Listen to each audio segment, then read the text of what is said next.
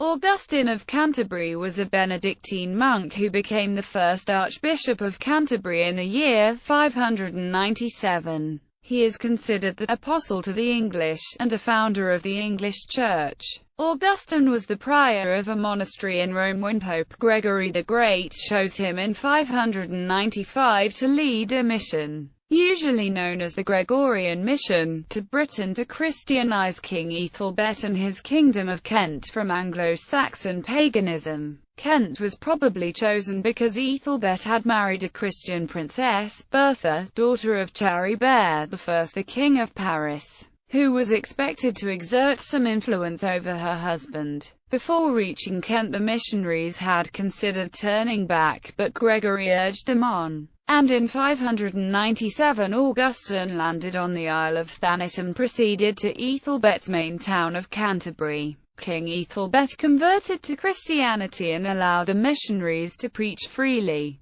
giving them land to found a monastery outside the city walls. Augustine was consecrated as a bishop and converted many of the king's subjects, including thousands during a mass baptism on Christmas Day in 597. Pope Gregory sent more missionaries in 601, along with encouraging letters and gifts for the churches. Although attempts to persuade the native Celtic bishops to submit to Augustine's authority failed, Roman bishops were established at London and Rochester in 604, and a school was founded to train Anglo-Saxon priests and missionaries. Augustine also arranged the consecration of his successor, Lawrence of Canterbury. The archbishop probably died in 604 and was soon revered as a saint. Background to the mission. After the withdrawal of the Roman legions from their province of Britannia in 410, the inhabitants were left to defend themselves against the attacks of the Saxons.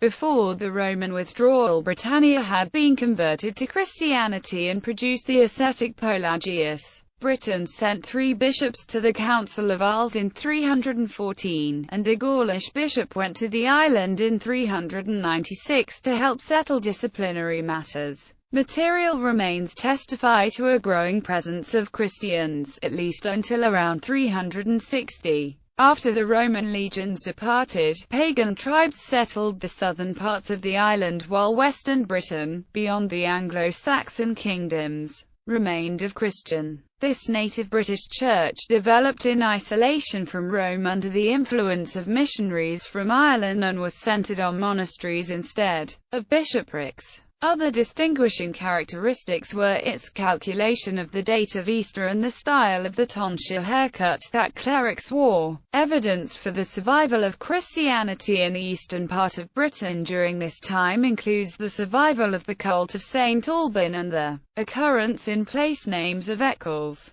derived from the Latin ecclesia, meaning church. There is no evidence that these native Christians tried to convert the Anglo-Saxons. The invasions destroyed most remnants of Roman civilization in the areas held by the Saxons and related tribes, including the economic and religious structures. It was against this background that Pope Gregory I decided to send a mission, often called the Gregorian Mission, to convert the Anglo-Saxons to Christianity in 595. The Kingdom of Kent was ruled by Ethelbert, who married a Christian princess named Bertha before 588, and perhaps earlier than 560. Bertha was the daughter of Charibert I, one of the Merovingian kings of the Franks. As one of the conditions of her marriage, she brought a bishop named Leodard with her to Kent. Together in Canterbury, they restored a church that dated to Roman times, possibly the current St. Martin's Church.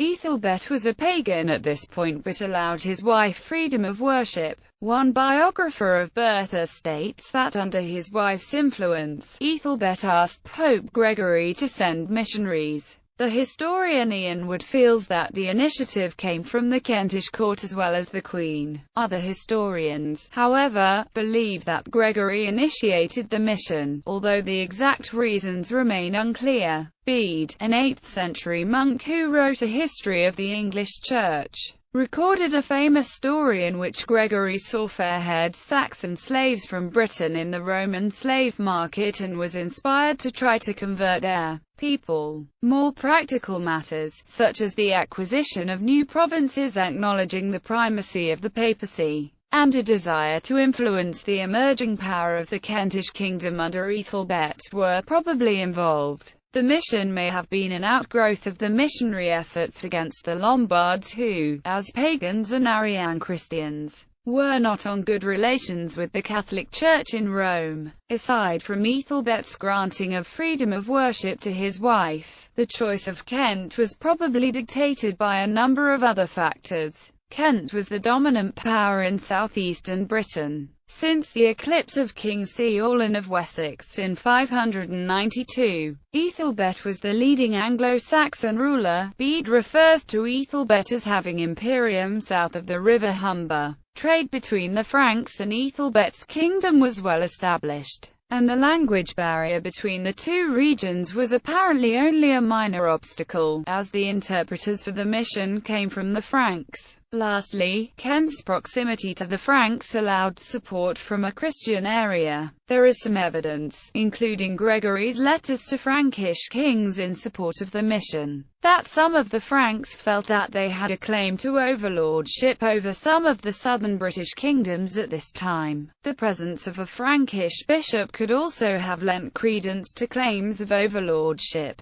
If Bertha's bishop Leodard was felt to be acting as a representative of the Frankish Church and not merely as a spiritual advisor to the Queen, Frankish influence was not merely political. Archaeological remains attest to a cultural influence as well. In 595, Gregory chose Augustine, who was the prior of the Abbey of St. Andrews in Rome, to head the mission to Kent. The Pope selected monks to accompany Augustine and sought support from the Frankish royalty and clergy in a series of letters, of which some copies survive in Rome. Gregory thanked King Clothar II of Neustria for aiding Augustine. Besides hospitality, the Frankish bishops and kings provided interpreters and Frankish priests to accompany the mission. By soliciting help from the Frankish kings and bishops, Gregory helped to assure a friendly reception for Augustine in Kent, as Ethelbert was unlikely to mistreat a mission which visibly had the support of his wife's relatives and people. Moreover, the Franks appreciated the chance to participate in mission that would extend their influence in Kent.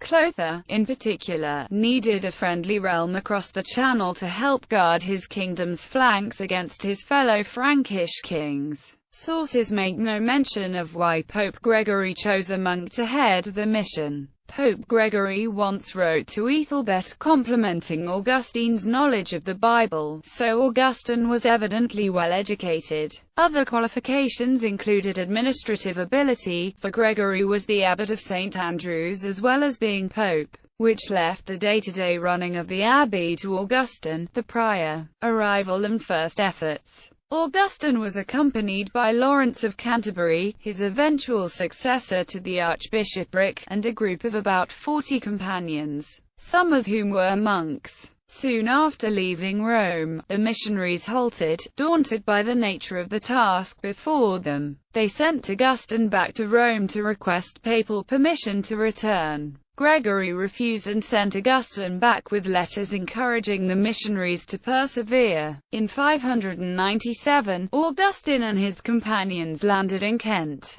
They achieved some initial success soon after their arrival. Ethelbert permitted the missionaries to settle and preach in his capital of Canterbury, where they used the Church of St. Martin's for services. Neither Bede nor Gregory mentions the date of Ethelbert's conversion, but it probably took place in 597. In the early medieval period, large-scale conversions required the ruler's conversion first, and Augustine is recorded as making large numbers of converts within a year of his arrival in Kent. Also, by 601, Gregory was writing to both Ethelbert and Bertha, calling the king his son and referring to his baptism A late medieval tradition, recorded by the 15th-century chronicler Thomas Elmham, gives the date of the king's conversion as Whitsunday, or the 2nd of June 597. There is no reason to doubt this date, although there is no other evidence for it. Against a date in 597 is a letter of Gregory's to Patriarch Eulogius of Alexandria in June 598.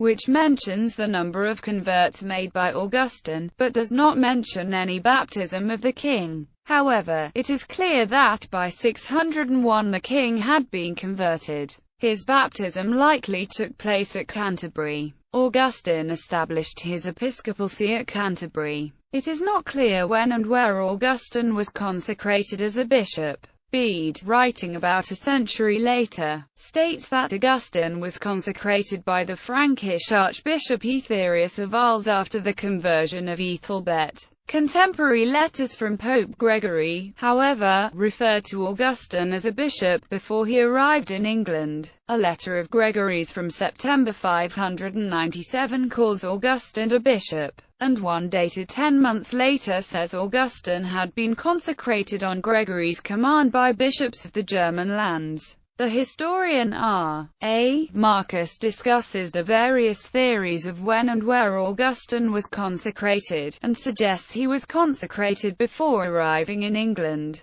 but argues the evidence does not permit deciding exactly where this took place. Soon after his arrival, Augustine founded the monastery of Saints Peter and Paul, which later became St. Augustine's Abbey, on land donated by the king. This foundation has often been claimed as the first Benedictine abbey outside Italy, and that by founding it, Augustine introduced the rule of Saint Benedict into England, but there is no evidence the abbey followed the Benedictine rule at the time of its foundation. In a letter Gregory wrote to the Patriarch of Alexandria in 598, he claimed that more than 10,000 Christians had been baptized. The number may be exaggerated, but there is no reason to doubt that a mass conversion took place. However, there were probably some Christians already in Kent before Augustine arrived, remnants of the Christians who lived in Britain in the later Roman Empire. Little literary traces remain of them, however. One other effect of the king's conversion by Augustine's mission was that the Frankish influence on the southern kingdoms of Britain was decreased. After these conversions, Augustine sent Lawrence back to Rome with a report of his success, along with questions about the mission. Bede records the letter and Gregory's replies in chapter 27 of his Historia Ecclesiastica Gentis Anglorum. This section of the history is usually known as the Libellus Responsionum. Augustine asked for Gregory's advice on a number of issues, including how to organize the church, the punishment for church robbers,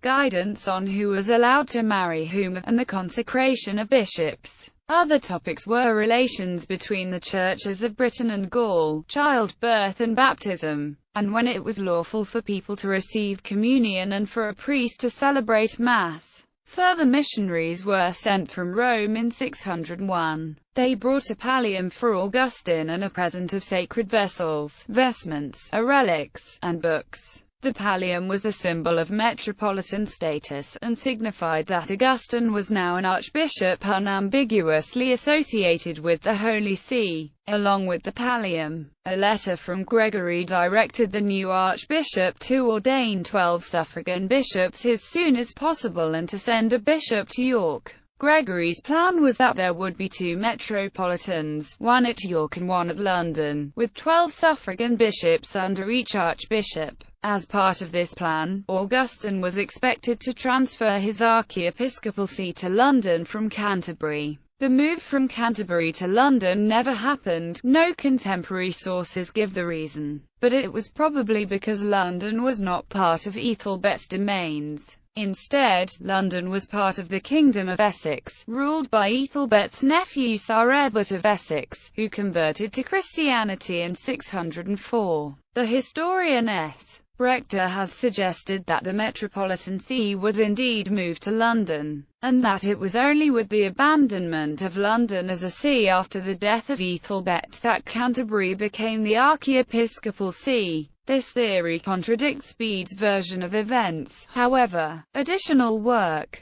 In 604, Augustine founded 2 more bishoprics in Britain. 2 men who had come to Britain with him in 601 were consecrated, Mellitus as Bishop of London and Justus as Bishop of Rochester. Bede relates that Augustine, with the help of the king, recovered a church built by Roman Christians in Canterbury. It is not clear if Bede meant that Augustine rebuilt the church or that Augustine merely reconsecrated a building that had been used for pagan worship. Archaeological evidence seems to support the latter interpretation. In 1973, the remains of an aisled building dating from the Romano-British period were uncovered just south of the present Canterbury Cathedral. The historian Ian Wood argues that the existence of the libellus points to more contact between Augustine and the native Christians because the topics covered in the work are not restricted to conversion from paganism, but also dealt with relations between differing styles of Christianity. Augustine failed to extend his authority to the Christians in Wales and Dumnonia to the west. Gregory had decreed that these Christians should submit to Augustine and that their bishops should obey him, apparently believing that more of the Roman governmental and ecclesiastical organization survived in Britain than was actually the case. According to the narrative of Bede, the Britons in these regions viewed Augustine with uncertainty, and their suspicion was compounded by a diplomatic misjudgment on Augustine's part. In 603, Augustine and Ethelbert summoned the British bishops to a meeting south of the Severn. These guests retired early to confer with their people, who, according to Bede, advised them to judge Augustine based upon the respect he displayed at their next meeting. When Augustine failed to rise from his seat on the entrance of the British bishops, they refused to recognize him as their archbishop. There were, however, deep differences between Augustine and the British Church that perhaps played a more significant role in preventing an agreement. At issue were the tonsure, the observance of Easter, and practical and deep-rooted differences in approach to asceticism, missionary endeavors, and how the Church itself was organized. Some historians believe that Augustine had no real understanding of the history and traditions of the British Church, damaging his relations with their bishops. Also, there were political dimensions involved, as Augustine's efforts were sponsored by the Kentish king, and at this period the Wessex and Mercian kingdoms were expanding to the west, into areas held by the Britons. Further success. Gregory also instructed Augustine on other matters. Temples were to be consecrated for Christian use, and feasts, if possible, moved to days celebrating Christian martyrs. One religious site was revealed to be a shrine of a local Saint Sixtus, whose worshippers were unaware of details of the martyr's life or death. They may have been native Christians, but Augustine did not treat them as such. When Gregory was informed, he told Augustine to stop the cult and use the shrine for the Roman Saint Sixtus. Gregory legislated on the behavior of the laity and the clergy. He placed the new mission directly under papal authority and made it clear that English bishops would have no authority over Frankish counterparts, nor vice versa. Other directives dealt with the training of native clergy and the missionaries' conduct. The King's School, Canterbury claims Augustine as its founder, which would make it the world's oldest existing school. But the first documentary records of the school date from the 16th century. Augustine did establish a school, and soon after his death Canterbury was able to send teachers out to support the East Anglian mission. Augustine received liturgical books from the Pope, but their exact contents are unknown. They may have been some of the new Mass books that were being written at this time. The exact liturgy that Augustine introduced to England remains unknown, but it would have been a form of the Latin language liturgy in use at Rome.